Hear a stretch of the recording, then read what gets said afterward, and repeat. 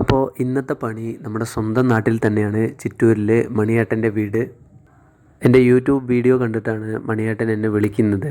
സമയം കിട്ടുമ്പോൾ ഒന്ന് വന്ന് നോക്കാൻ പറഞ്ഞു. ഞാൻ അടുത്തായത് കൊണ്ട് തന്നെ പെട്ടെന്ന് തന്നെ അവിടെ പോയി കാര്യങ്ങൾ തിരക്കി. അപ്പോൾ ഇതാണ് ആ വീടിൻ്റെ അവസ്ഥ.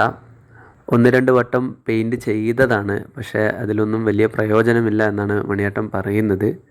അപ്പോൾ നല്ല പ്രതീക്ഷയോടു കൂടിയാണ് നമ്മളെ മണിയേട്ടൻ വിളിച്ചിരിക്കുന്നത്. അപ്പോൾ അതിന് ഒരു മങ്ങലേൽക്കാതെ നല്ല രീതിയിൽ തന്നെ ഈ വീട് നമുക്ക് ഫിനിഷ് ചെയ്ത് കൊടുക്കാൻ പറ്റും. ഞാൻ മൂപ്പരോട് കാര്യങ്ങളൊക്കെ പറഞ്ഞിട്ടുണ്ട്. അപ്പോൾ മറ്റുള്ളവരുടെ പണി പോലെയല്ല, കുറച്ച് കൂടുതൽ സമയം വേണം, അതുപോലെ കുറച്ച് കാശ് ചിലവുള്ള പരിപാടിയാണെന്നും.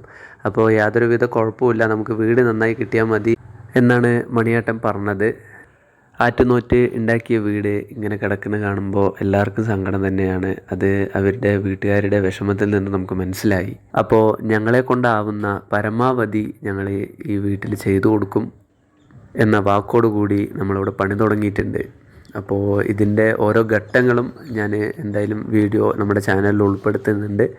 അപ്പോൾ മറ്റുള്ളവർക്കും കൂടി അത് ഉപകാരപ്പെടും. ഞങ്ങളെ കുറേ ദൂരത്ത് നിന്നൊക്കെ ആൾക്കാർ വിളിക്കുന്നുണ്ട്.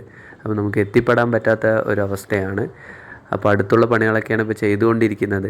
അപ്പോൾ ഇതിൽ നിന്നും ഇപ്പോൾ കുറച്ച് പേർക്ക് അറിവ് കിട്ടിക്കഴിഞ്ഞാൽ അവർ തന്നെ പറഞ്ഞു കൊടുത്ത് ചെയ്യിപ്പിച്ചോളും മറ്റുള്ളവർക്ക്. അപ്പോൾ എല്ലാവരും നമ്മുടെ ചാനലൊന്ന് സപ്പോർട്ട് ചെയ്യുക.